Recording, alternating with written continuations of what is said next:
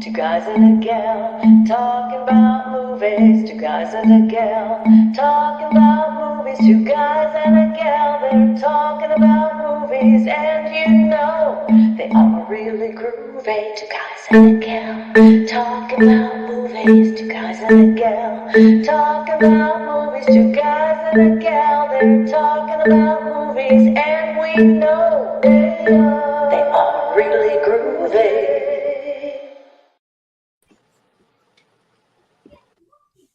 And we are very groovy. Hello, it's two guys and two gals, and we're in our Pan and I are naked. Pan and I are naked, so you have to use your imagination. But the guys are also naked, but they have AI going on, so you can't tell they have AI clothing. Talking about movies. Two guys in naked house talking about movies. They never show their faces anymore on the screen. I don't have anything on below the waist. Yeah. Exactly. So you see, Stop. we're all kind of half naked. Stop here. teasing, Rory. Stop teasing. Come Stop on now. teasing the ladies. Come on now. I got plenty below the waist. I'm just gonna say that.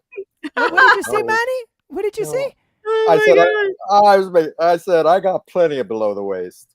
Oh, okay. Now we're going somewhere else. Now, what is this show? Is this turning into something else? What's happening? Manny has got the best zingers. I am telling you. I love when Manny works blue. When Manny works blue, I go crazy. I love it.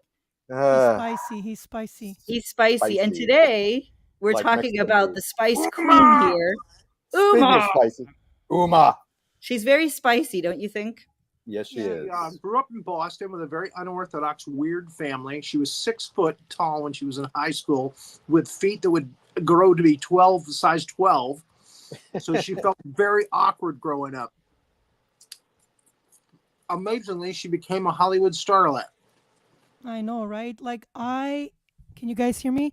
Yeah. When I was young and I used to watch her movies, I was like, I want to be just like this girl. How can I be just like her? And me and my sister, we started doing martial arts. We did MMA at a gym in Montreal. And that was after watching her movies. We went to this gym and there was basically no women. And the few women that were there, they didn't even look like women. I mean, some of them I was wasn't sure, but I was like, I want to look like her. I want to train and do martial arts. And she inspired me. So I just wanted to throw that out there before we start the show, because I think she's incredible. Awesome. She is. Yeah. She's an awesome actress. Again, growing up the way she did, even one of her family members even suggested rhinoplasty. They made fun of her nose. Huh? Yeah. I mean, yeah, her face is like perfection. Are they like serious right now? Yeah, and again, one of her first roles was playing Venus, the goddess of love. Yeah. In Baron Munchausen. Come on, people have problems, man. That's how I remember her coming out of the shell, the reproduction of the Botticelli painting, and Oliver Reed and then Oliver Reed steps in. That's her husband. Lovely. Yeah, but yeah, and I like people who are unconventionally attractive. I mean, we've featured a lot of beautiful women on this show, like Charlize Sandra Theron, Bullock. Sandra Bullock.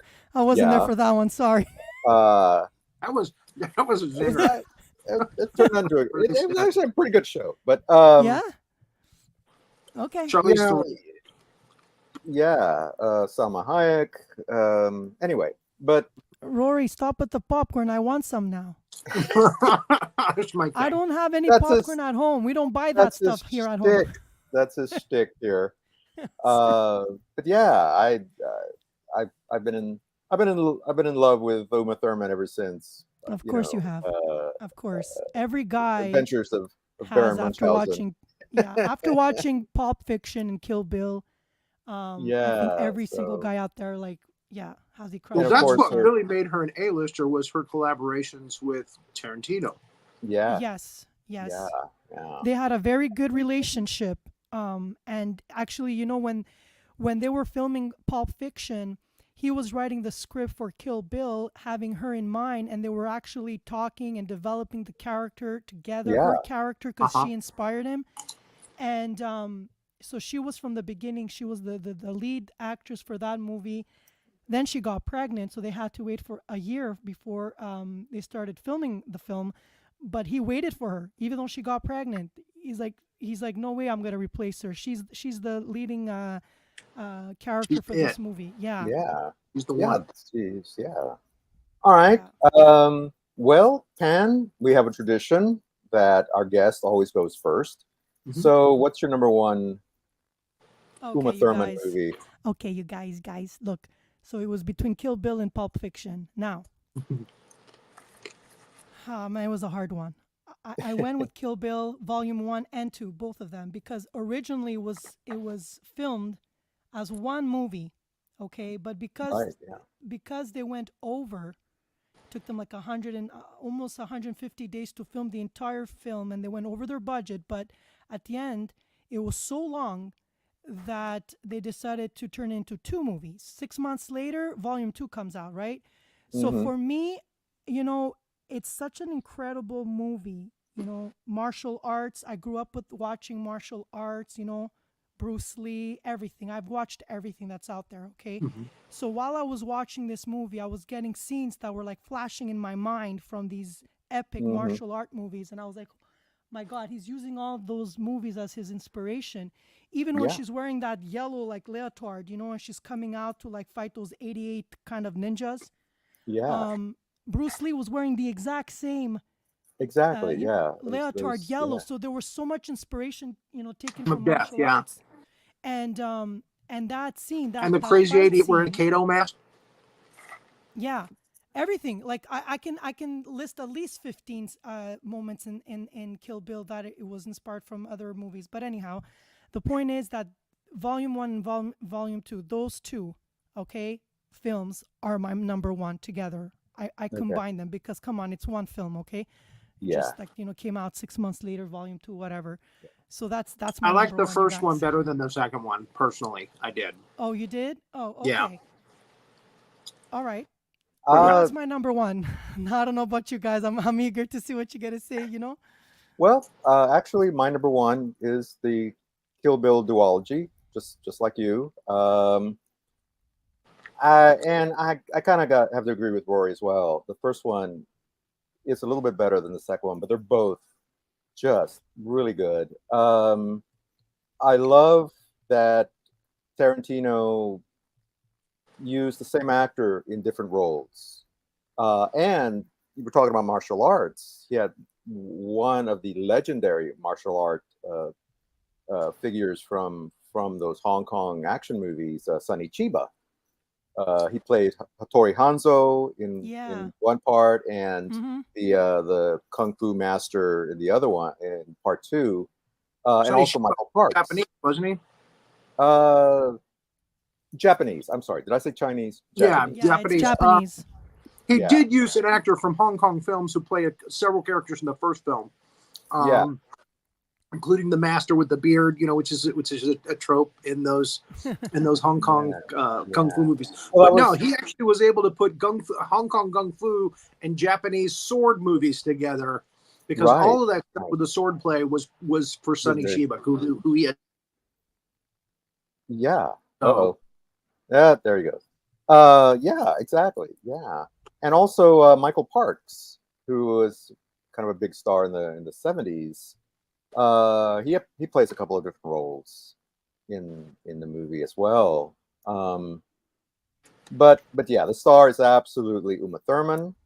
You mentioned the yellow tracksuit, which is a nod to Bruce Lee, and also the rest of the cast. I mean, Lucy Liu, Michael Madsen, who's one of Tarantino's Daryl Hannah? regulars.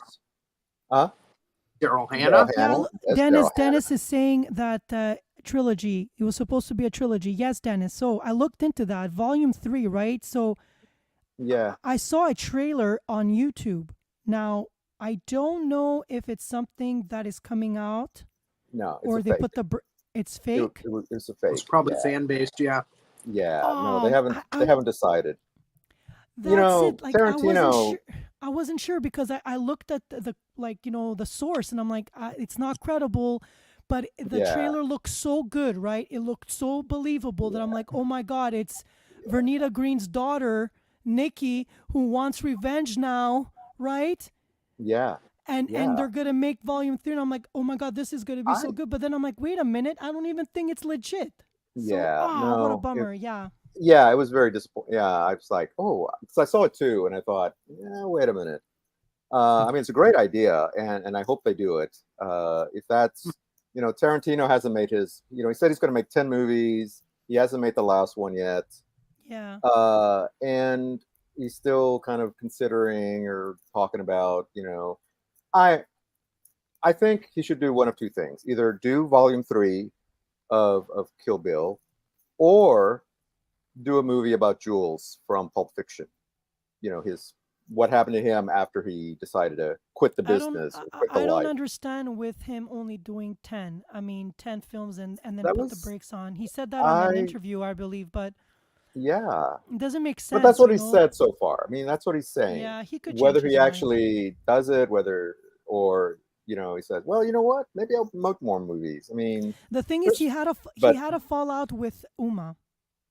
And I think that's the reason why volume 3 was not produced. Let me tell you what happened. So, like the scene when she's driving really fast in her car? Mm-hmm. That scene?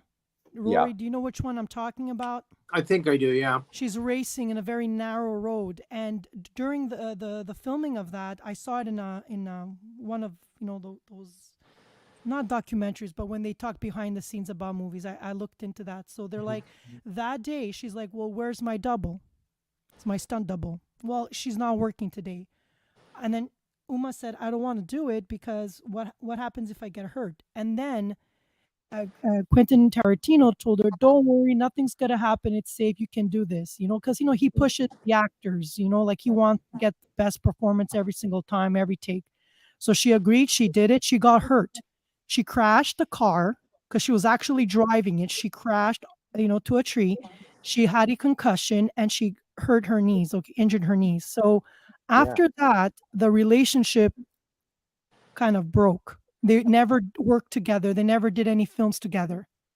And in 2018, they kind of reconciled. So maybe there's a small chance that they may redo volume 3, but she's much older now. So it makes sense that they would put another person, Nikki, the daughter of Vernita Green, to actually be the one taking revenge this time on her, right? So enough time has passed where she would be older. And it would make sense. They kind of set it up. I mean, they did set it up in the movie. Yeah, that is based on a comic graphic novel called The Bride. Does that fit into the storyline of The Bride, or I think so. Original? Well, yeah, I think it's an original. I remember there's a website that aggregates a lot of scripts that are available online. So I actually got to read the Kill Bill script before I even saw the movie, and there's a few changes. But when I read that script, and I know it's authentic, and I know because I've read other scripts by Tarantino, and it's definitely his voice, unless somebody was very talented in replicating that. But as soon as I read that, I was like, I have to see this movie. I have to see it. I mean, and I was not disappointed. The movie was what I had read. I mean, there's a few differences, but this is before they decided to split it up into two. But we got to talk about David Carradine, who is Bill in the movie. Mm-hmm. And I think he was cast specifically, not just because he's a good actor, but because he was Kane in Kung Fu, in the TV show Kung Fu, who was referenced in Pulp Fiction. At toward the end of the movie. And I think it was a brilliant idea. It was perfect casting. And one of his better roles after years. But that's Tarantino. Tarantino will go out and hire these actors that nobody's worked with for a long time, who kind of, they're older. I mean, he revived Pam Grier's career. He revived, John Travolta. John Travolta was considered old news Yeah, and Jackie Brown. You know, like I said, He can start Carradine. my career. Well, Yeah. and basically jump-started Samuel. Where is he? I'm ready to do some martial arts movies. Let's do this, baby. Let's Yeah, there you go. Yeah. do this. And you too, Rory. I'm going to tell him you're going to be on board, and we'll bring Manny too. All three of us. Yes. Yeah, big fat kung fu guy. I'll be victim. Well, you know what? Uma, Did Did you know that Uma was pregnant? Right? I said that earlier. Before 5 months after she gave birth, she was overweight. Okay, she was breastfeeding. This brings me back to my golden years as when I gave birth to my girls, and I wasn't that overweight, but whatever. I was bigger than what I am now, and she went into 3 months of intensive training from like 9 to 5 every day, training, working out, like eating right and doing martial arts. She became like a superstar, like top shape. So if she can do it, you can do it too. You can do it too, Rory. I'm looking at you. Get ready. Look at Chris Pratt before Marvel. Exactly. Yeah. You can play the evil character. All you need to do is sit on your chair and look mean. Cousin. Sorry, you guys. I'm having way too much. Have a cat. Oh wait, that's all right. Wait. I want to show the photos what she's talking about. Talk amongst yourself for like 1 second. Talk amongst yourself for 1 second. Talk to me now. Talk to me. Rhode Island. It's neither a road nor an island. They were my number 2, actually. So this is her. So this is actually her on the left, and then this is 2 months later, after she did the rigorous. Okay, so she was postpartum here on the left. Of course, she had just had a baby. Oh, I remember those pants. So she was not pregnant there, but she had, when you have a kid, you gain weight. So she gained weight. This is actually a normal female body on the left, but like Pan is talking about, she hit the gym, went crazy, and look at what. So look at that. 2 months. Yeah. So that's all you need, Rory. 2 months. Look at Rory. I ain't gonna do nothing. Yeah, sure. Okay. Okay, you guys.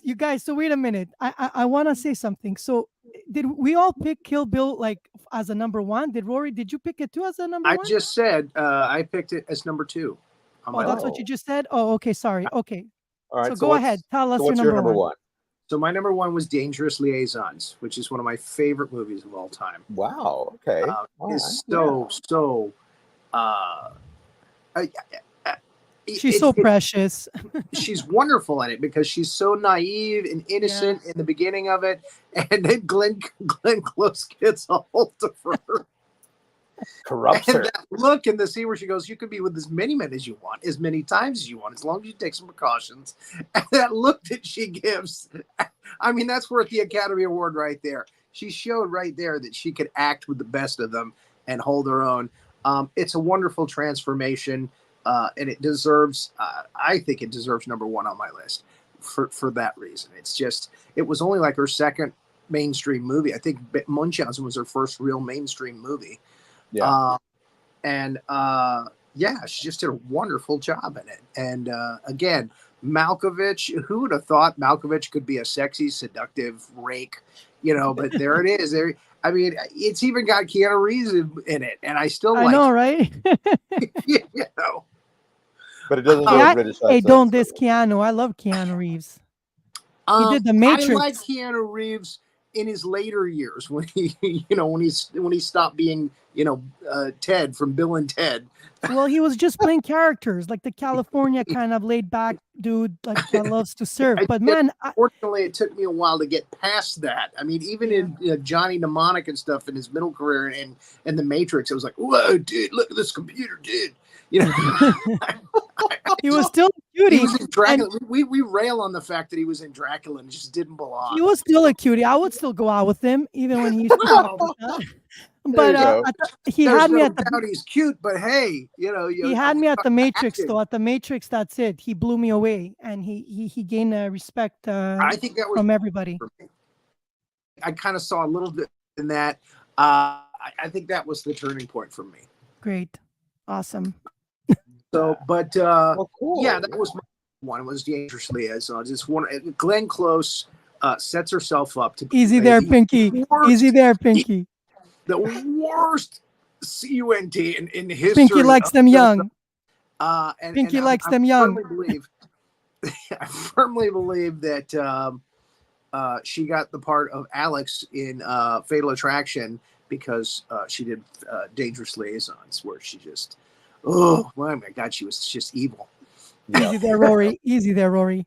Look, I want to give some shout outs to people who are watching. Dennis is watching. Pinky's watching. Steve was watching. I don't know if he's still there. Pinky, you can tag people. Let's bring in more people. Troy Moore's watching. I saw buddy. that. Troy, hey, buddy, where have you been? I haven't seen you forever, buddy. Where have you been, huh? I've been like cock blocked from you, dude. I haven't seen you in forever. I miss you, buddy. Yeah, he's done the same with me. He's done the same with me. If you got a new ID, please connect to me. Okay, so you guys, I'm ready for my number 2. Okay. Hit us with it. Guess what it is, Manny? Guess. I'm gonna say Pulp Fiction. Yes. There you go. Like I said, I was struggling between those two movies, but yeah, it's my number 2. Come on, it's so obvious why it's number 2. It's so obvious. It was just incredible. I even covered this movie on the PanOrea Stream channel when I did my movie nights a long time ago. It was me and CJ, and we read some lines and we did some singing. It was a good episode. But anyways, the point is, she was incredible in that movie. The whole cast was incredible. The writing was incredible, right? I mean, most people remember every single scene, and they can kind of like repeat what the actors were saying. So it's like memorable. Yeah. And it's just over the top, but like still really, really good, like, yeah, hands down. Yeah, it's my number 2 as well. It's my number 3. Oh, okay. Rory, you're throwing off the thing here. He's bringing all the romantic movies. That's okay. Again, it just Dangerous Liaisons knocked everything down a notch. That's all. I think Rory has the sweet side, and he loves the romantic movies. Yeah. But yeah, Pulp Fiction. Fiction.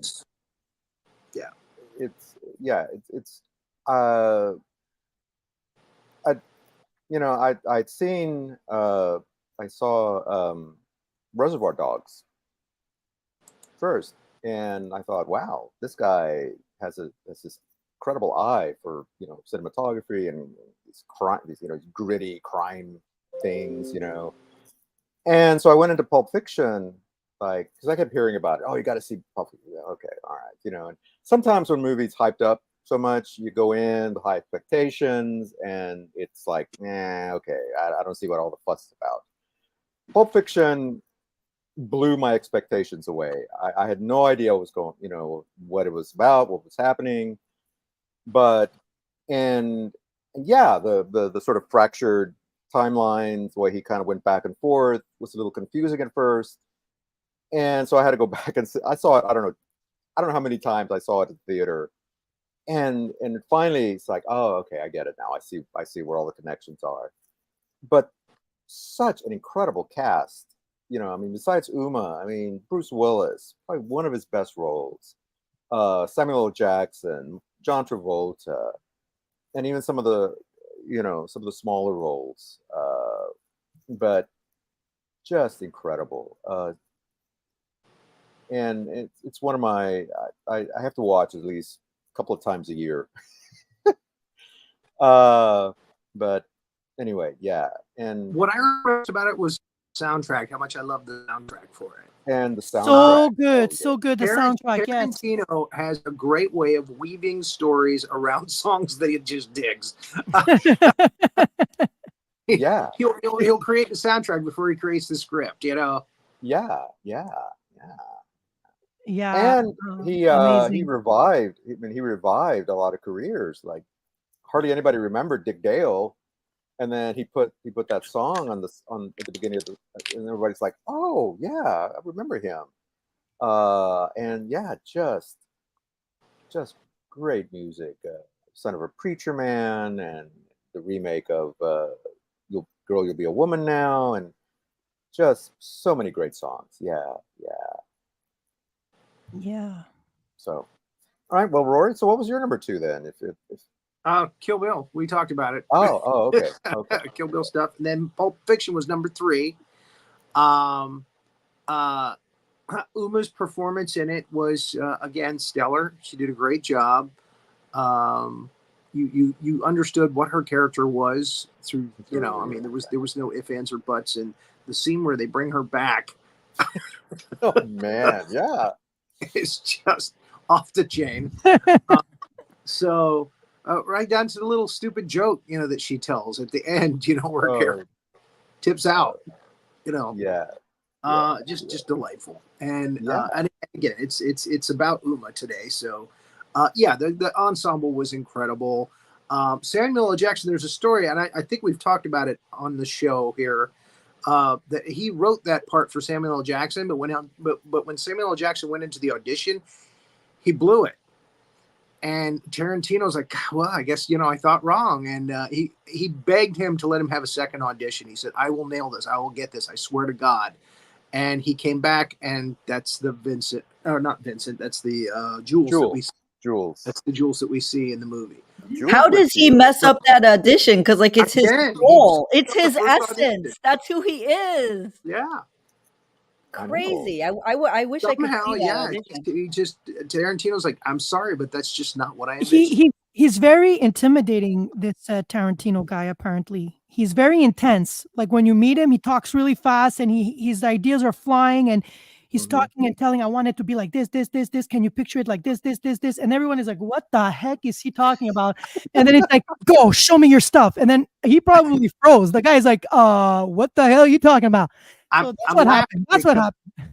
I'm thinking of Norm Macdonald's impersonation of him on SNL. He was on SNL and evidently was not easy to get along with the SNL cast. So a couple of weeks later, like 2 or 3 weeks later, Norm Macdonald did a sketch as him, as Tarantino, and it was just hysterically spot on impression of him. Yeah. Sure. He's intense, but he's a genius when it comes to filmmaking. So people respect him, and they give him the space and the time he needs to produce these movies. And even during the filming, he's in charge from the beginning to the end. Like he's running the whole thing. And sometimes it's frustrating. People, like, they don't get breaks. He doesn't give people breaks. It's like, no, we got to get it right. And it's like, do it again and again. And so, but look, then you get a movie like that. So you're like, you respect him. So yeah. Yeah. All these geniuses are like that. They're too intense. Yeah. Very intense. Zed's dead, baby. Zed's dead. Yep. Now, also Dennis is on a roll today. And she's in another movie on my list, is actress Maria de Medeiros, who plays Butch's girlfriend, the little French girl. Yes. And she's so adorable in her scenes. Fabian. So Fabian. she was also in Henry and June, which we're going to talk about in a minute. All right. Well, my number 3 is The Truth About Cats and Dogs. Little romantic comedy that she did a few years ago with Jeanine Garofalo and Ben Chaplin and a young Jamie Foxx. And this is just a sweet little movie. Nothing too serious going on.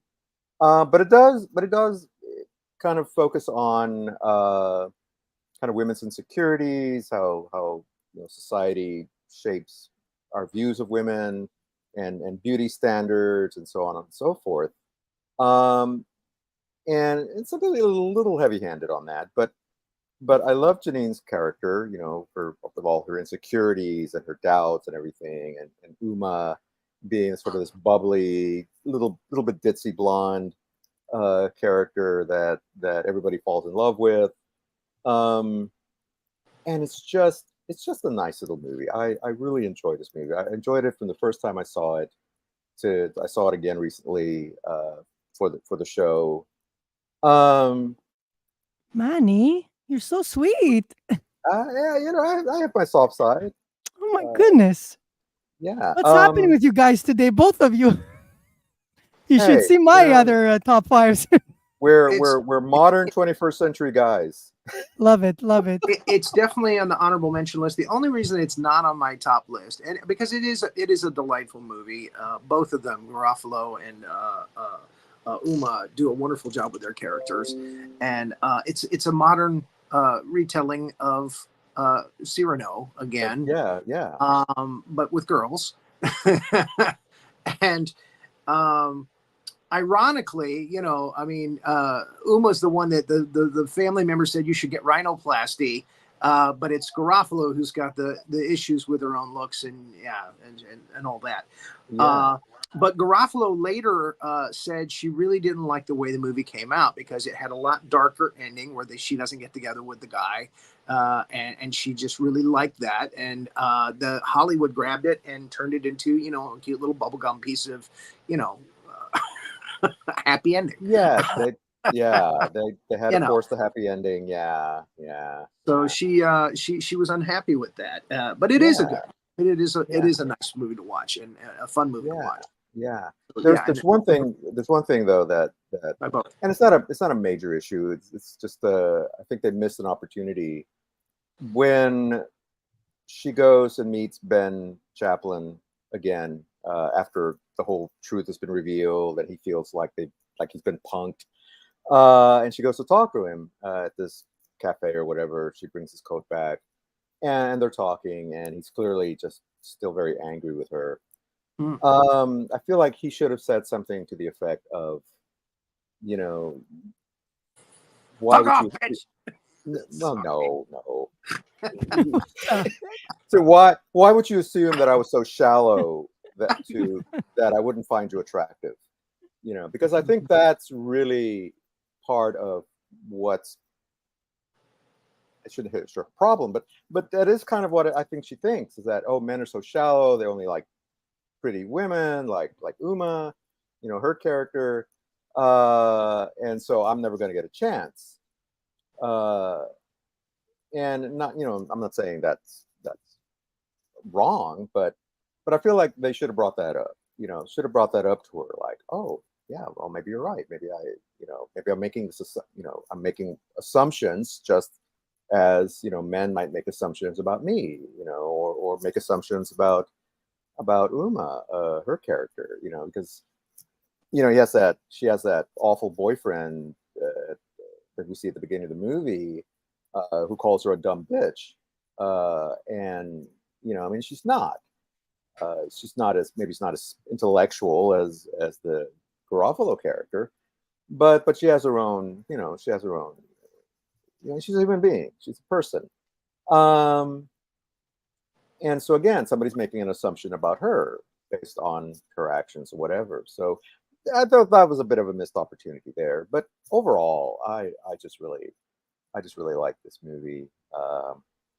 And I feel like maybe they should have had the darker ending, but it's Hollywood. What you gonna do? So that was my number 3. Pam, what was your number 3? Okay. We talked about that. You want to take a guess? Can you both take a guess? Batman and Robin? Nope. Rory? That was terrible. I didn't like that I'm movie. going to say Henry and June because that's my number 4. No, my number 3 is Hysterical Blindness. Oh, okay. Oh, okay. Okay, you guys. She was amazing in this one. So this movie, actually, it's a television drama film, okay? And it was it took place like in New Jersey, okay? So the characters, they spoke like they were from New Jersey. They acted like they were like, because people from New Jersey, they have a way of speaking and acting and walking and talking. So all her body language, her mannerisms, her voice, the way she would talk, she sounded like she was from New Jersey. Huh? Like The Sopranos. Yeah.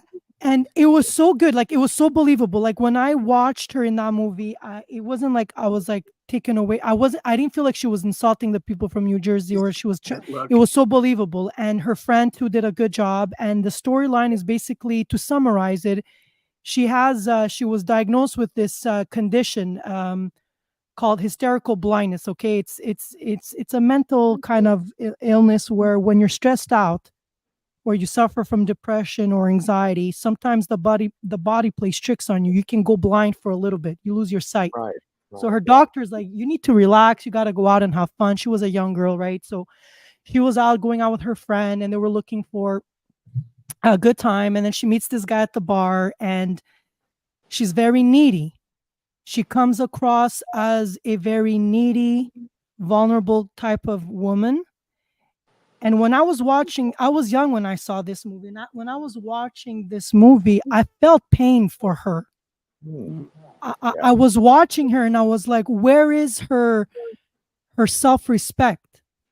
Where is her love for herself? Clearly, she's having doubts about herself. There's something going on, hence why she has this condition called hysterical blindness. But what's the source? Where does it come from? Where is this insecurity coming from? And then when she's kind of like throwing herself at this guy she just meets at the bar, and they go at his place, and it was a one night stand, and she knew it would be a one night stand. She was fully aware, and the guy didn't give her any mixed signals. Like, his signals were pretty clear. Like, he wasn't interested in her. It was just like a one-time thing. But the fact that she was so vulnerable and so needy and didn't have that self-respect, it hurt when I was watching this movie. It's like watching, let's say, a friend or a sister acting like that, and then you see her mom in the movie. She falls in love with this older guy. Like, much later in her life. She never had experienced true love, right? She never felt loved by anyone. And then she finally, at the end of her life, meets this wonderful guy who then passes away. Ironically, he just dies on her. And it was such a simple movie, very simple. It wasn't like those big movies that she's made in her lifetime. Okay, because this was back in. Well, this was actually done in the early 2000s. I mean, she did Pulp Fiction before this movie. Okay. Yeah, 96 or something like that. Yeah, like Pulp Fiction was 94, and this one was, but the fact that she did a movie like this showed her diversity in her acting abilities, where she's not only good in playing action films, she can play that everyday girl and get so down to earth and make you believe her vulnerability that you're like, whoa, that's good. That's like that. This is great acting. And I remember feeling, walking away and watching that movie, feeling how a lot of women behave in this manner. And it made me realize it made me not realize, but made me wonder what makes someone behave this way, whether it's a man or a woman, but more specifically women, because by nature they're more vulnerable. So I'm wondering what causes people to behave like that. So for me, it was more of a movie to kind of understand human nature and go deeper into the character. So for me, it was like top 3 because it was so good, you guys. And if you haven't watched it, go and watch it. Hysterical Blindness. You'll love it. You'll love it, Manny. You too. All right, got it written down. Yeah. Good. You're going to see a side of Uma that you've never seen before. Well, maybe no. She did some other romantic stuff, but this one she's playing that New Jersey girl, that young, you could desperate. From the cover. Yeah. Yeah. It looks like an interesting cast too. I mean, Gina Rowlands and Juliette Lewis as well. I mean, they're pretty good. Pretty good. Very too. Yes, top up there. Yeah. Yeah. Okay. All right. Cool. So that's my number 3. All right. Well, then I found this week sorry, that Jeffrey Lewis, the character actor, was Juliette Lewis's father. I did not know that. He's been in like a zillion Clint Eastwood movies. He's done horror films like Salem's Lot and a Trilogy of Terror 2. I mean, he's a great actor. He's a wonderful, wonderful character. That's Juliette Lewis's dad. I didn't know that. Wow, I didn't know that one either. Yeah, craziness. This is the first that's so cool. She showed a picture on Father's Day of him, with her. He just passed a couple of years ago. He's in the Every Which Way But Loose is Clint Eastwood's brother, and he's also the bad guy in High Plains Drifter, the one where he paints the town red, calls it hell. Yeah. He's the head of the bad guys in that one. Yeah. And he's also he's kind of the heavy in Billy, Bronco Billy. So anyway, Juliette Lewis again was also a Tarantino girl. She was his girlfriend for a while. She's Yeah. she's a lot younger than he is, and it's kind of creepy for She her. was. She Yes. was. Yeah. Yes. Oh yeah. What? Yeah. Wow, Yeah. I did not know Couple this. Yeah, a couple of years. Well, yeah. Well, she was in Dust to the Dawn. vampire movie Dust to Dawn. Yeah, which Yeah. is a Rodriguez movie, but Quentin, I think, helped write it or something. And she was in wasn't she in Natural Born Killers, right? Yes. Yes. Yeah, yeah. I think that was in Tarantino's script as well, if I remember correctly. Could very well have been. Yeah. Yeah. Cool. Yeah. So did we all see our number 3? Yes, right? We're at number 4 now? Yes, we're number 4. Okay, we're doing good with time. Okay. Yeah. Do I go first now for number 4? Yes. Sure. Yes. Go Okay, ahead. so my number 4 is Prime. Okay. Huh? What are you talking about there, Pat? Have you Another seen one I it? haven't seen. You haven't seen. Okay, so this one. Okay, so I struggled whether I should put that one as my number 3. I was struggling between Prime and Hysterical Blindness, but I ended up putting Hysterical Blindness before Prime because Prime is more of a comedy, like a romantic comedy drama film.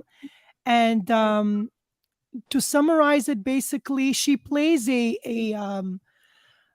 divorced kind of 35-year-old woman, okay, from Manhattan in New York, and she got involved with this really young guy called David. Okay, he's like early 20s, and she in this movie, Uma, the divorced career woman in her 30s, she's seeing this therapist, and she's telling her therapist that she's dating a younger guy, and she feels kind of weird about it. He's much younger than her, like 10 years, and her therapist was telling her, go for it. But you're in your prime. Her therapist is encouraging her, didn't tell her, it's a bad idea. She's like, live your life, enjoy your life. She's like, yeah, but I'm so old, I could be his older sister. And then she's like, nonsense, just go for it. And she's encouraging her, right? Mhm. Now, the Meryl Streep. Meryl Streep is the therapist, by the way, just as a little. So she's good at playing that part. The therapist, she did an excellent job playing that part, and everything is good until she bumps into Uma dating this younger guy, and that guy is her son. Is her son. Oh. I knew it. And and so you have to understand while you're watching this movie, okay, as a viewer, you're seeing her being enthusiastic, go for it, enjoy your time with this guy, and don't give yourself any rules, and enjoy yourself. And then boom, she sees her son with her, and right away she has to continue therapy with her. Did not tell her right away, and she's changing her tune. And then she also has to the therapist also has to confront her son, discourage him from dating her. It's a big mess, but it's so well done. The acting is so good. And again, you see a side of Uma Thurman, this playful, girly, fun person to watch on screen. Beautiful, okay? But you don't see her like basically killing people and kicking their butts. She's like actually very loving, and she's like there's also some hot romantic scenes, steamy scenes in there with this young guy who's probably super lucky. But anyways, I don't know. I don't know his name. I don't know this guy's name. I mean, he was very popular in the early 2000s. He made many films. But anyway, so it's Brian Greenberg. Oh, there you go. Thank you. Greenberg. There he is. And that's it. It ends with them breaking up. But you see the love between them. And then again, it makes you think about love. So as I'm watching this movie, it's like, okay, does age really matter? And then, it just challenges you in different ways, and it's enjoyable. You can watch it and just have a good time watching it and not feel stressed or anything like that. So that's definitely my number 4. I will tell you this. I think it makes total sense for the woman to be young and the man to be old, because men take I mean, they could be in their 90s and they're still kind of immature, right? But I always felt it was weird when an older woman would go for a younger man, because I'm like, oh, but they start off so immature to begin with. I resemble that remark. I bet they I didn't cover resemble that in that the movie. remark. This boy, Let's go to the game room. this boy in the film, the character, he was very mature for his age. For a 23-year-old, Roller skating. was. Pinky Duncan is doing the flames. She is totally. You know what, Pinky, Pinky, go The for it. flames Go of for it, love. for real. Go for it. Yeah. Go for it. Meryl Streep as the therapist would tell you to go for it, but just don't do Meryl's son. Then that's where she changes her. That's when she changed her tune. That's when she changed her tune. Honestly, Yeah. in all honesty, in all seriousness, I think it's less creepy for an older woman to be with a younger man than it is for an older man to be with a younger woman.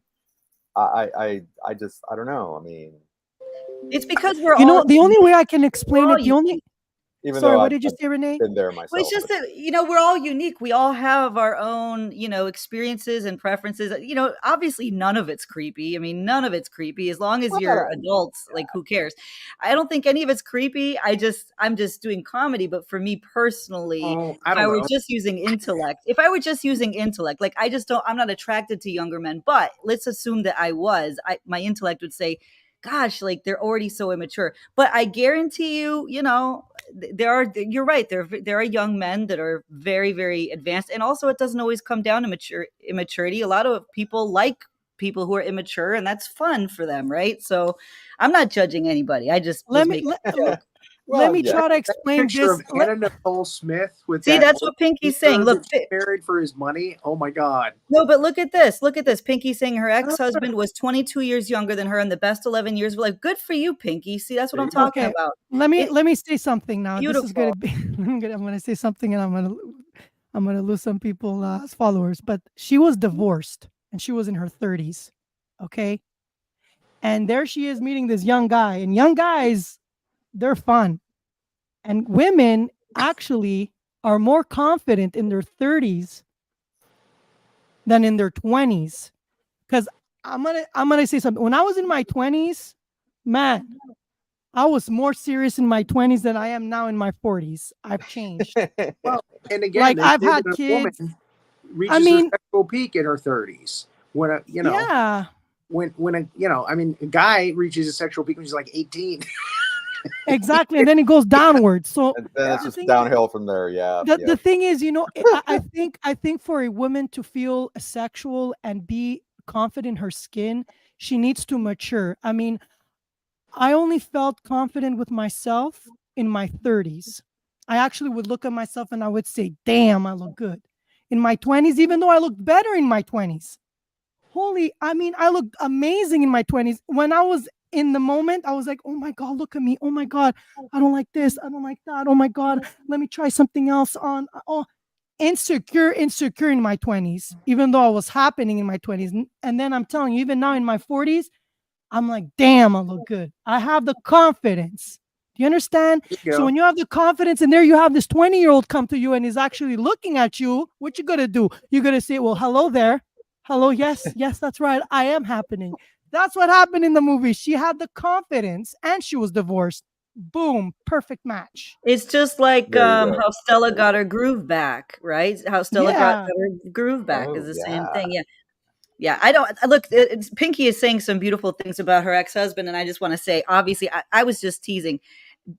Chemistry is not based on age. People get along, and they get along over long periods of time.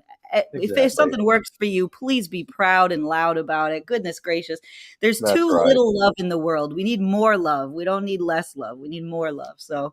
Yeah. So, and I'm willing to believe that my guess with Pinky, and she'll tell me if I'm right or wrong, isn't that she likes younger guys, it's that she likes her ex-husband and that he's the one who taught her that younger guys can be so beautiful because it was about him. I think love is individual, so otherwise we're just casting for a movie and we just have an open role and it's like, no, chemistry is not like that. People fall in love and it's beautiful, I'm trying to explain it in a logical fashion. Right. You're Forget going with the logical, right? But the logical explains this woman just got divorced. She's right. feeling like, That's the therapy angle, right? The and she got logic. divorced and she Yeah. looks good because look, it was Uma playing this part in the movie, right? They didn't put like a chubby, fat, ugly girl. They put a good looking girl. So she's feeling good about herself and she just got divorced. And this guy comes along, okay, yeah, whatever. She'll explore. That's how I see it. Confidence, yeah, because confidence and how you feel about yourself is where you'll be willing to expand and believe in yourself. Yeah. Now, if a 60-year-old would approach her and show her attention, that would totally ruin her confidence. She would be like, oh man, I got only a 60-year-old wanting me. Unless it's like what Pierce Brosnan or I mean, you know, yeah. Unless, but let's be honest. 60-year-old Harrison Ford is, you know, come on. Listen, it does, yeah. Okay. So it doesn't matter, but it's just a movie. We're just having fun. I'm not saying any, but I'm we're just saying having fun, guys. Watch people unfriend me now. Okay, but listen, you know, this is the only way I can explain it. Okay. People can love who they want. You know, you want to love a person who's younger than you, older than you. I don't care. Do what you want. But they say these young women, young beautiful women, will go and find some wealthy elderly man, and they'll say it's all about the pocketbook. But the truth is, a young beautiful woman can also get a really wealthy young man. So she's choosing, you know, she's choosing what she's choosing because not everybody has the exact same chemistry. Not everybody wants the same thing. We have to just respect that everybody's different. And, you know, that's what the LGBTQ plus movement is about. We're trying to evolve as a culture, right? We don't want to. So we're just joking, everyone. That's what Pan is saying. We're just making jokes. Yeah, don't listen to Pan. We're elevating. Go see a real therapist. Pan is just an accountant. I'm not a therapist. No, Meryl Streep is the therapist. Meryl Streep and she did such a good job. Look at her. We're all going to go watch this movie now because Pan talked about it. We're all going to watch. You better go watch this movie. We're going to watch this movie, man. All right. Look at her. Fine. She's so pretty. And look at this guy so going gaga. And the guy is so cute. He is cute. And look at Marilyn's face. Look at Marilyn's face. I love the terrible photoshopping here. That's great. Let's just throw a bunch of pictures in the same room. Exactly. Another one in the same room. Okay. Right, so what's your number 4? I've totally forgotten now. We cannot compete with Prime. Let me tell you that. We cannot compete with Prime. All right. No, my number 4, and I don't know what people might think about this, but my number 4 is the Avengers. Not the Marvel superheroes, but this is based That's my number 5. That's my number 5. I hear you, Manny. And look at Sean Connery, you know, an older, you know, come on. Anyway, there you go, Sean Connery. I have the exact same black leotard that you see right there. I have it at home. You see that? Yeah. Oh, please stop. The Halloween costume. It's one of my Halloween. Yeah. So this is based on the 1960s British spy show, The Avengers. So good. Patrick Macnee and Diana Rigg, and this one is Peel. Ray Fine, Ray Fine and Uma Thurman as Steed and Mrs. Peel. It bombed horribly when it first came out. I know. Still doesn't get the love that I think it should get. Not for me. I agree with you 100%, Manny. I thought it was a great movie. I still think it's a great movie. Yeah. I'm not gonna go that far as calling it a great movie, but it's a fun movie. I mean, yeah. If you're gonna compare it to the TV show, yeah, it doesn't compare. But I thought the cast was so good. The cast was good. That's what drew me in. The cast. Everybody was amazing. Yeah. And I love that Sean Connery plays a villain in this one. Wasn't better. Yeah, it's unfortunate. It needed some work, but it wasn't for me. It wasn't like it would make me stop watching it. You know, I still enjoyed it. The unfortunate thing is, I've read the original script, and it is so much better. And whoever they got to rewrite it, or why, he should have been fired, or she, probably a he. Because the original script was actually much more inventive, much closer to the spirit of the series. Where do you get these scripts? Online? Can you find them? There's a website called Drew's Scriptorama. Ooh, Yes, okay. called Cryptorama. Scriptorama, and and you can go in there, and it's got a listing. I don't think it's been refreshed since like for a couple of years, but there's a lot of scripts. Now, some of the links are broken because either they've moved them or whatever. That one's still available if you look up The Avengers 1996 or 98, I forget. And it's available, and like I said, it's very. Some of the scenes you'll see that they're the same, like the whole opening where it's Steed sort of going through this kind of training thing, and they play the original theme over that. That's not in the script. It actually starts with Mrs. Peel, and you actually see her husband dying. Actually, he's a scientist on this project, this weather project, and so there's this whole sequence that got cut from they changed it. Anyway, but the movie we got, could it have been better? Yes, but it's still enjoyable. It's a fun little action movie. I love the part with the robotic bees attacking the car and all that. I mean, and they got Patrick McNee to do a little cameo as a character who happens to be invisible. And Linda Thorson. And Linda Thorson, who succeeded Miss Peel. Mrs. Peel. Diana Rigg. Diana Rigg, thank you. Dame Diana Rigg succeeded her in the part. But yeah, so fun little movie. And Uma, again, going back, she's just a good little action star as well.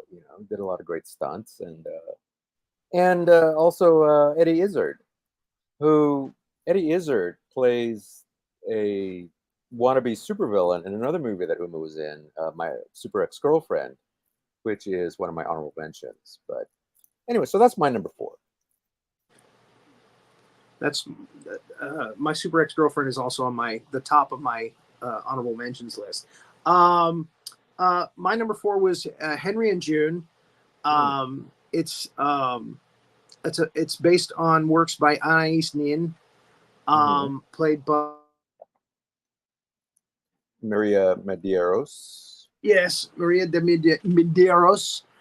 She's wonderful in it. Uma is so broken in that movie. That's a wonderful performance. Fred Ward seems totally miscast to me, but I agree. I've seen this movie. Yes, I know what you're talking about. Yeah. Yeah. Some really steamy sex scenes in it, Yep. especially lesbian. Oh yeah. And that is definitely, Did you just say, "Oh yeah"? Huh? I did, yes, and I'm not ashamed. Oh dear Lord! I said, "Oh yeah," but it was so taboo because this movie, they made this movie back in 1990, right? And it was still like very taboo to show scenes like that. People weren't comfortable with, exposing things like that on the screen. And even I remember myself watching it. I was taken back from it. I was like, what is this? I was like, but now we see it all the time, and everyone is comfortable with this. But like, I remember watching, and I was thinking, isn't this going a little bit too far? And this is back in the early 90s. I didn't watch it I watched it in the late 90s, but still, they made it in 1990, right? Yeah.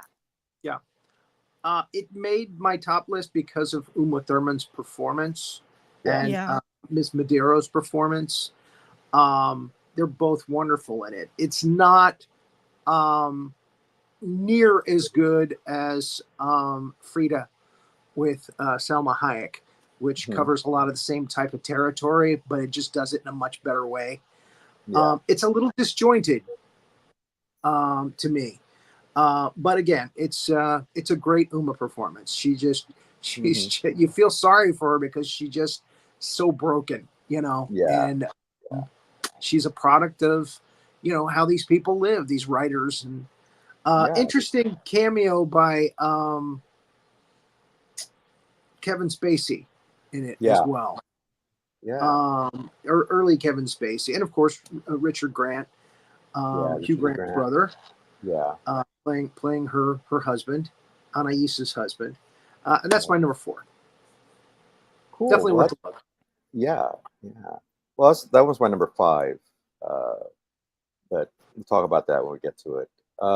Sorry, what was your number 5, Manny?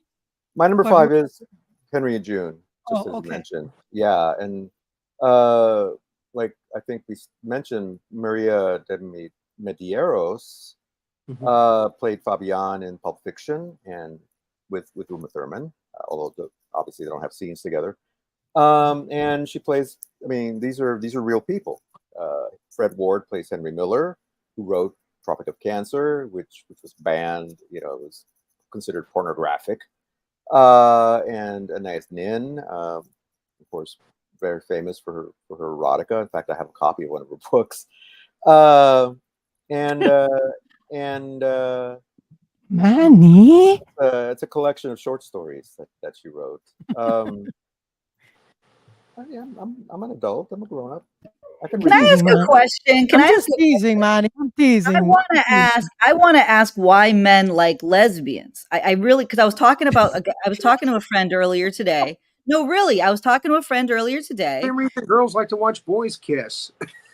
I mean, well, people no, but I'm like, like, what is the reason? Because I just want to know. Because they want to get in between. No, so they want to get in between, but they don't like watching the threesomes as much. I just help me through this intellectually, guys. Someone's gonna help me.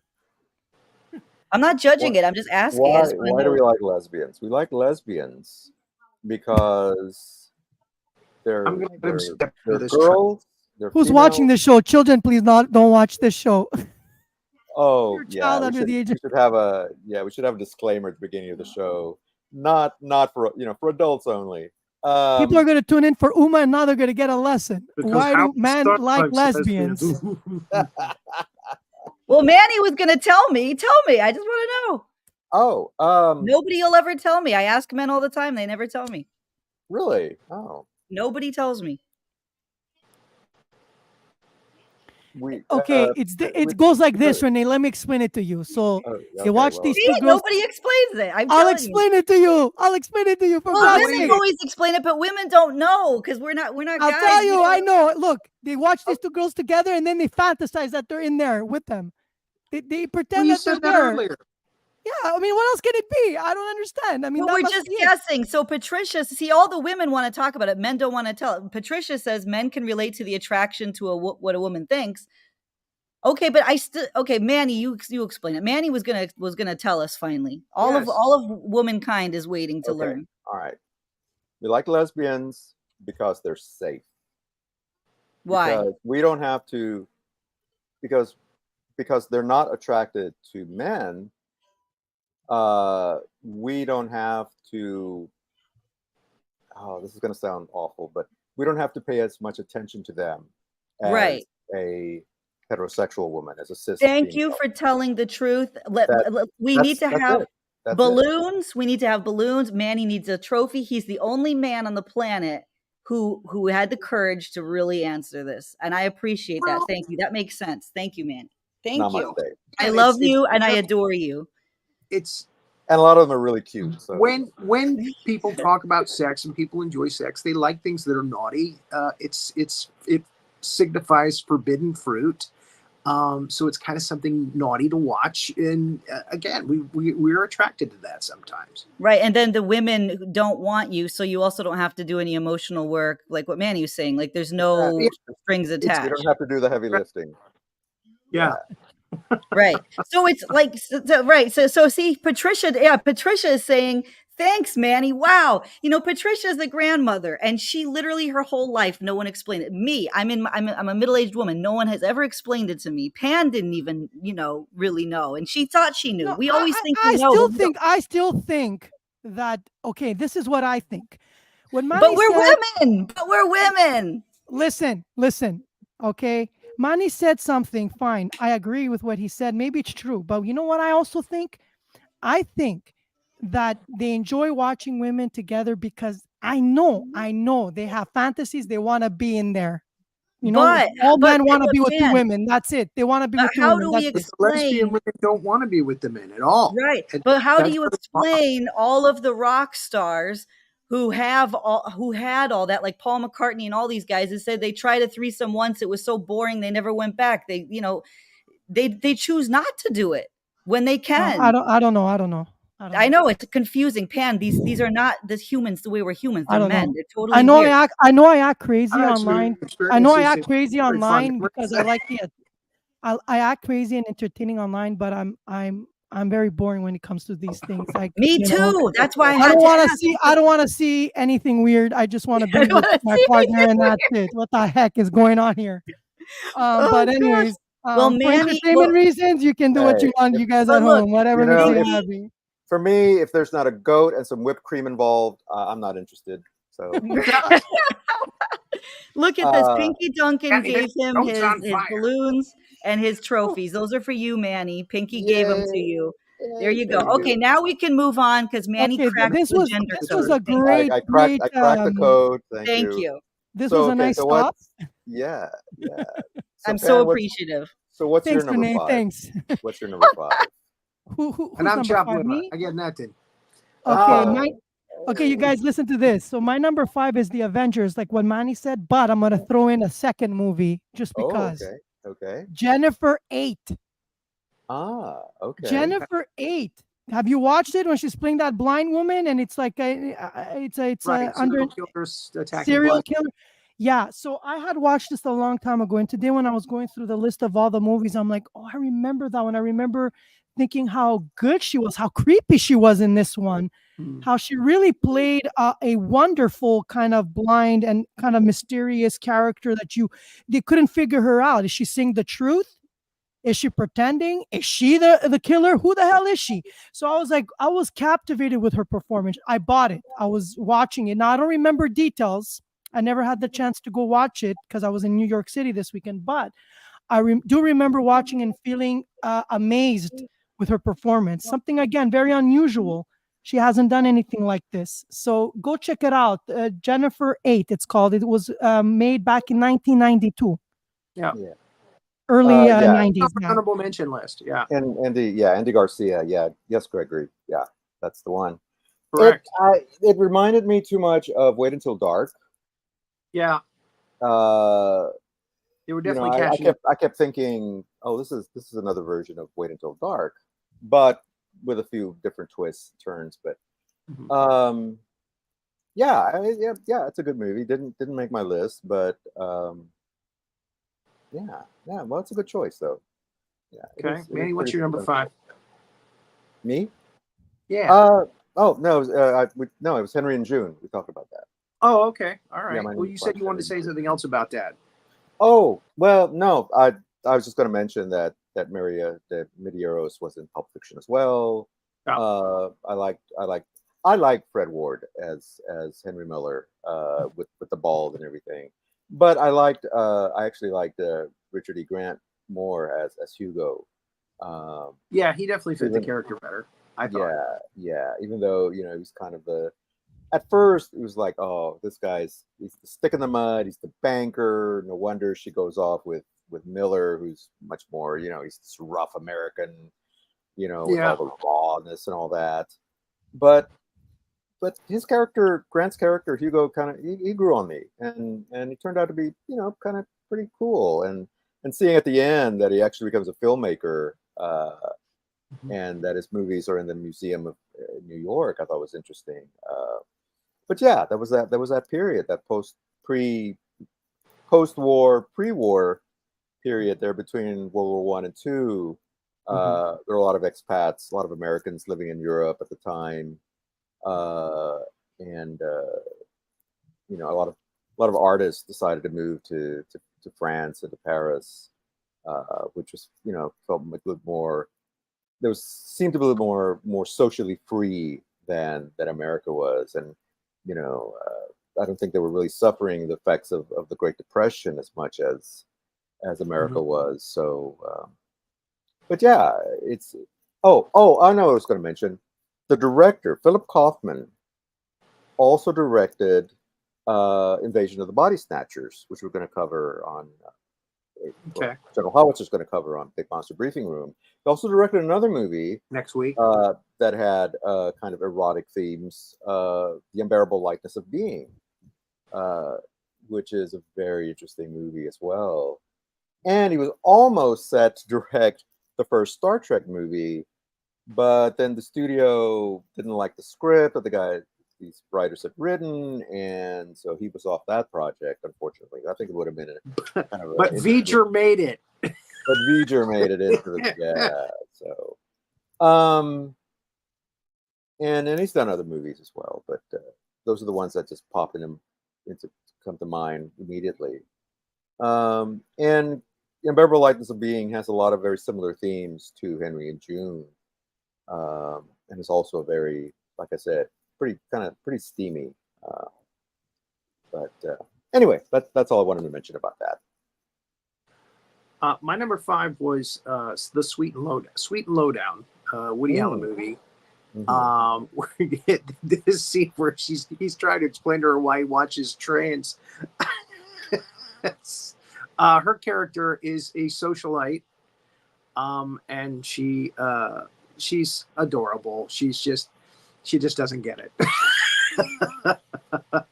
And again, her performance is really good. It deserves me putting it on the list, but she is overshadowed by a truly magnificent performance by Samantha Morton, who plays a mute character that Sean Penn becomes involved with. And oh my God, she explodes on screen without saying a word, as one critic said. And it's amazing to watch her perform with not speaking a syllable. She got an Academy Award nomination for it, I think. And ironically, she went on to go on The Walking Dead as the bald crazy bitch who dresses up like zombies. But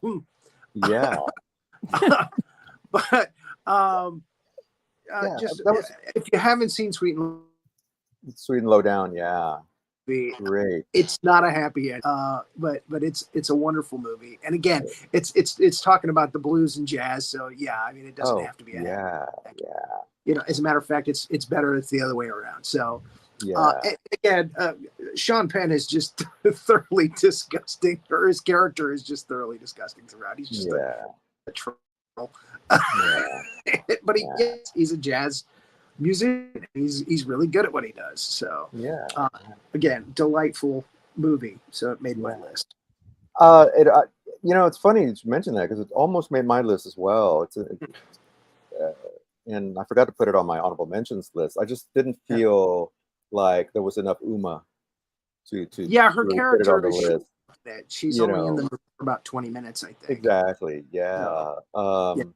And this is really Sean Penn's and, like you said, Samantha Morton's movie, and her character really stood out more than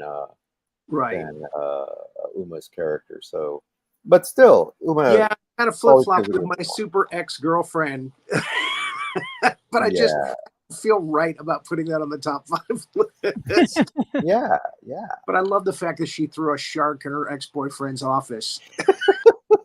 I know, right? That is that's in my honorable mentions. I have some movies in my honorable mentions. That one is in there. Did we get your number 5, Pam? Yeah, I had 2 of them. I had the that's right. The Avengers and Jennifer 8. Jennifer 8, because I think those 2 movies she really did a good job, and definitely top 5. But I mean, there's so many good movies. That's why I'm keeping some for the honorable mentions.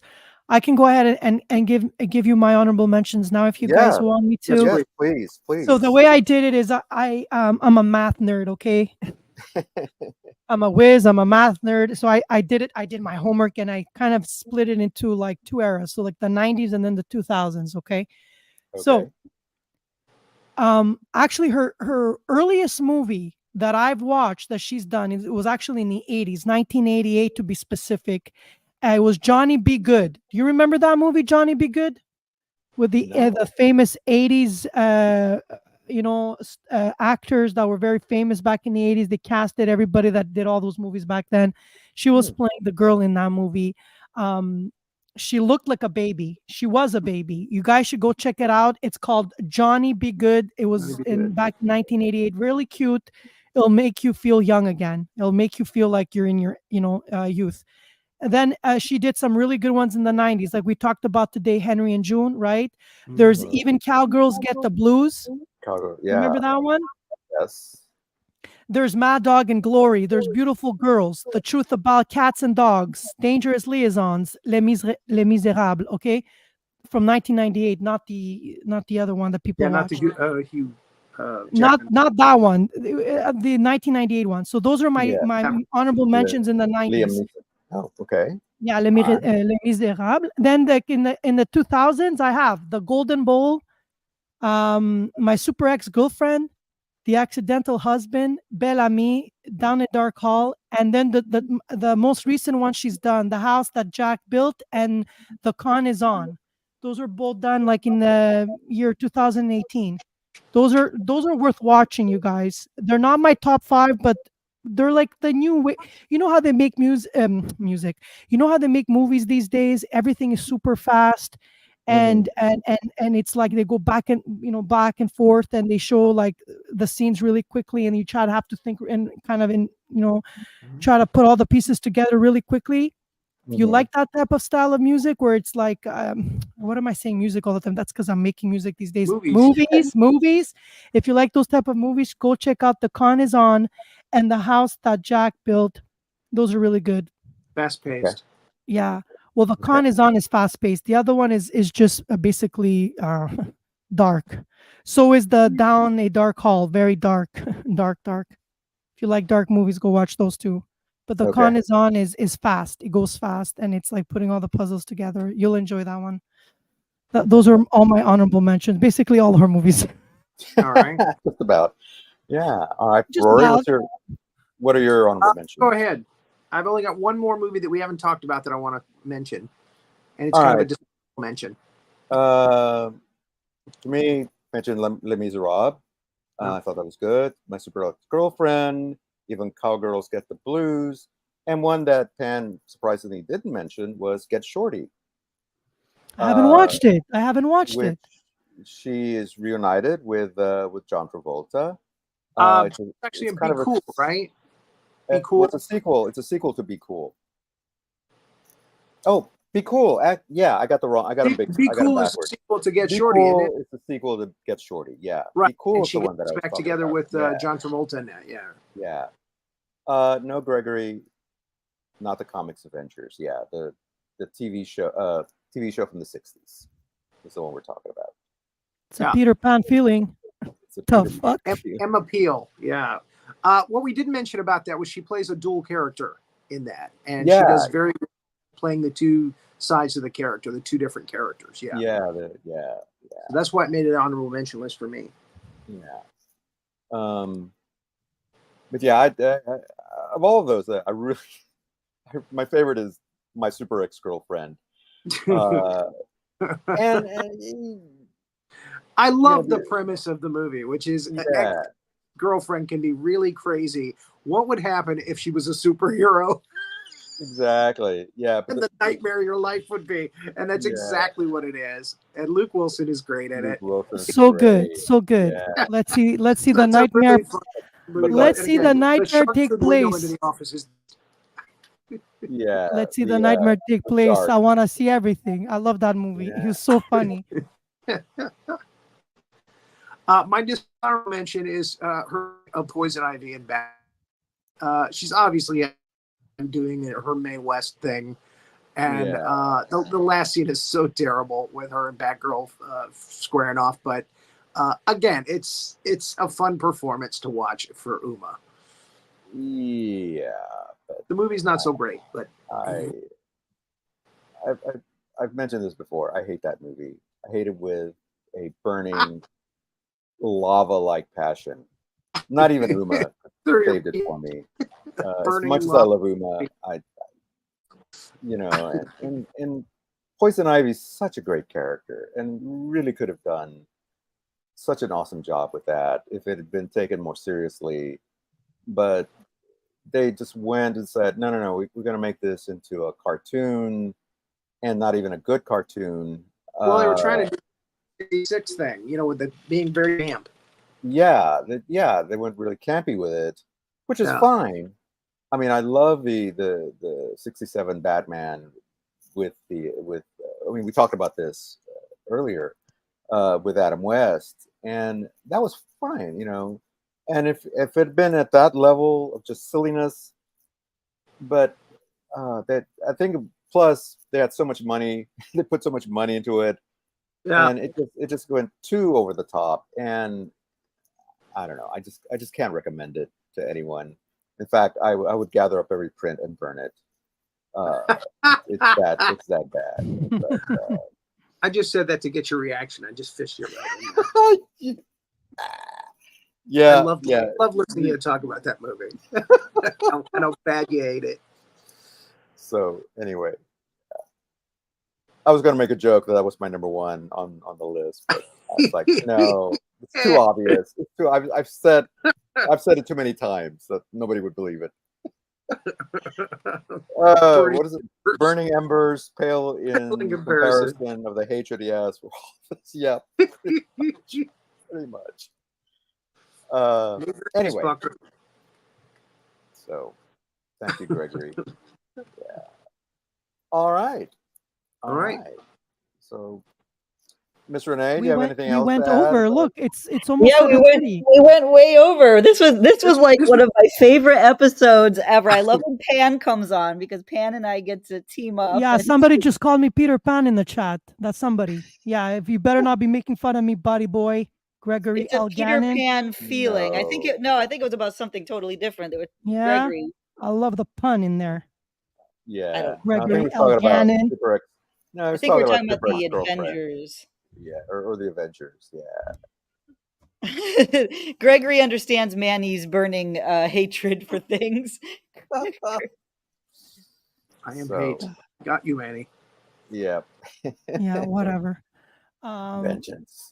So I'm gonna be back, you guys. It's hard for me to come during summertime because my kids but today it worked out because my husband was on vacation. My parents are visiting us from Montreal, so they're here actually right now. Wow. And I was able to walk away and do this in my office while my kids are with my parents and my husband, and he's on vacation too. So it worked out, and it was funny because I told my mom. My mom is like, okay, we're going to eat now. Okay, so what do you mean you're going to leave? I said, I have to go call some of my friends, Ma. I need to go make a phone call. Who are you going to call? You have friends here? Yeah, really? Who do you talk for an hour and a half? Oh, and then my daughter's like, mommy's famous. She has her own show. My mother's like, what? And then she's like, what? What show? Does he make money? What? She's like, you famous? You have what? And then my daughter's like, OnlyFans? What? She has a YouTube channel and she's famous. She's on Facebook. My mother looks at me. She's like, it's a joke, right? You're joking. Eh? She's on MySpace. I said, yeah, Ma, it's all jokes. Listen to these kids. What do these kids know? My mother's like, good. Because I got all worried that, famous, this and that. So who are your friends? And I'm like, I said, nobody. It's okay, Ma. I'll tell you later. Friends are more important than the dinner. She's like, and why do you need an hour with your friends? Are they more important than me and your father? Huh? Why? I said, I'll tell you later. And now you go to the office for an hour and a half. What are their names? I know all your friends. I'm like, oh, you don't know these people. They're my American friends. Tell me their names. I need to know. Wow. I said, okay, yeah, their names are Manny, Rory, and Renee. What kind of a names are that? She's like, okay, she's like, you better hurry up because we're not going to wait for you all night. Voices. Oh, okay. And now I'm like, okay, it's like, what did you say? What did you say? I said, oh, the man of 1,000 voices. Okay. She has no idea who you are. She doesn't even care. My mother doesn't care about nobody. And she's like, you better hurry up. I give you 40 minutes. No, it's an hour and a half hour here. Oh, we better let you go. Yeah, yeah. It's getting cold. We don't want your mom to be mad at us. Yeah. No, she's. You know what? My mom, if she was on the show, she would bring in all the fans, man. She would bring in all these followers. She's amazing. The things she says, like it's like no filter. Like she hates my hair. I have it blonde now, and she always tells me how stupid I look Wow. all the time. Yeah, she's like, "Why do you change your hair? You look stupid." You are So that's not what blind. she's like, "Stop it! You just look horrible. Like just don't do it anymore." And I'm like, "Yeah, okay, that's not gonna happen." But she's cute. She's short. She's very short, and she's all personality, you know. And So she's feisty. very feisty. I'm like 7 inches taller than her, but I'm scared of my mom. Like, don't mess with my mom, man. Yes, it should be. Yeah, Yeah. she's feisty. This was fun, you guys. So, like I said, I'm gonna do my Yeah. best to come back next month. We'll do something fun. Like, who are you doing? Well, what are you doing next week? Who are you doing next week? Next week, we're going to be talking about a director with a Mhm. very, very interesting visual style. We've been doing so many classic directors. I thought we need somebody a little more contemporary. And so we're going to talk about Wes Anderson. Okay. Yeah, he did Grand Budapest Hotel, The Fantastic Mr. Fox, which is an animated film, The Life Aquatic, just a number of really quirky, bizarre films. And I thought, yeah, let's do somebody more, a little more recent, a little more. And like I said, he has a very interesting visual style that I'm sure we'll talk about. So that's, when I come back, can I pick somebody again when I come back? Of course. Have you done George Clooney? Have you done George Clooney? Matt Damon? No, we have not.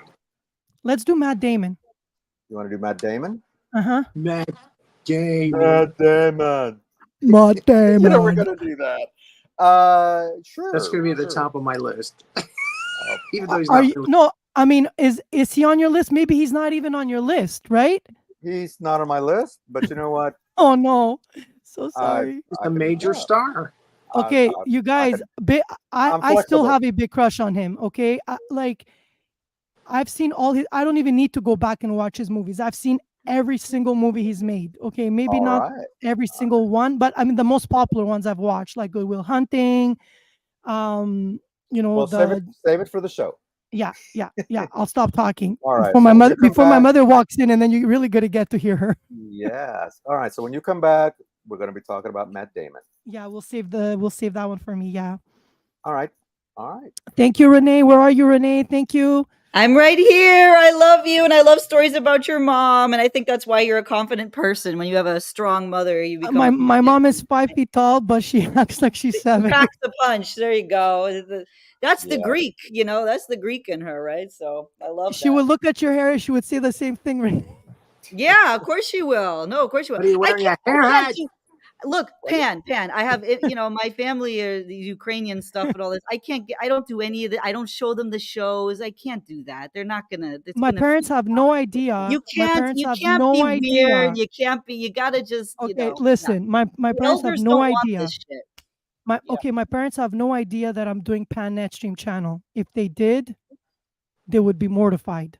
Yeah, because this is not. You do the accounting. I do the lawyering. No. I'm an accountant, which I run a small. I run my business from home. I take small clients, small businesses. I don't do big accounting anymore. Public accounting. I don't travel anymore. I've cut down on all that since I've had my kids. But my mom still thinks I'm the successful accountant. And she comes in my office. She sees my paperwork, and she knew about this. She would freak out. And yesterday, I made him listen to this Greek song that I made because my dad is like, okay, you like making music for fun? They don't know anything that I'm putting it out there, but they're like, well, your music basically sucks. So why don't you start making Greek music? So I made Greek music. My dad took a listen and he's like, get all the English words out and write more verses. I said, I did write more verses. I just, the song is going to be like 6 minutes long. He's like, don't worry, do it again. And just remove all the English stuff. Just do it again. So he didn't even like it. So I'm like, holy shit. Man, Yeah, my parents are tough. Like they're my biggest critics. look at You know, tough they crowd. don't. Tough crowd here. Tough crowd. Ouch. Manny, they would totally eat you up. No, I'm just joking, you guys. They're just like Sure that they with would. me. I'm But yeah, always talking about lesbian movies. they would hate it if they heard us. Oh my god, if they would watch this episode, oh my god, they would bury me alive. They would start digging a hole in the backyard and just push me in and say Who the are these shame men? the Who are shame these she men brought you're to talking us. to? The shame she The brought to us, this shame. crazy girl. She's talking to other men. She's talking about lesbians. She's What is talking to going? this. Where did we She's go wrong? Yeah, no, I love my parents, but there's some things they don't need to know about. You know, my dad is Yeah, 85. You know, he doesn't need to know everything. yeah, He's gonna exactly. get a heart attack, poor guy. But my dad is you know, he like I would bring you know, exams home and he was like, well, why did you get this one wrong?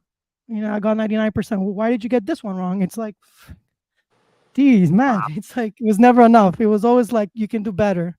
You can Yeah, do better. So yeah, that's has kind of stayed with me. yeah. But yeah, that's a talk for me and my psychologist or my therapist. Yeah, I don't as have long one, as, you guys. I don't have one. Streep. as long as I'll you're call- not dating I'll- their, as long as you're not dating their younger son. So Yeah, Listen, I'll that's finish- where they draw the line, right? Yeah, I'll finish. draw the line. I'll finish the show with this. Okay, if a 23-year-old approached me and was actually interested in me, I would be like on cloud nine. I would be like, damn, I still got it. Yeah. I still would be got like- it. Yeah, there you go. Yes. I Well, would, on that I- note, And I on wouldn't- that note, And on good night, that note, everybody. Thanks for watching the longest episode of Two Guys and Two Gals. take Watching. care and don't do anything we do on this show. Good night, everybody. Good night, everybody. good night. Thanks for watching this episode of Two Guys and Sometimes a Gal Talking About Movies. Be sure to like, subscribe, and click that notification bell to get future episodes.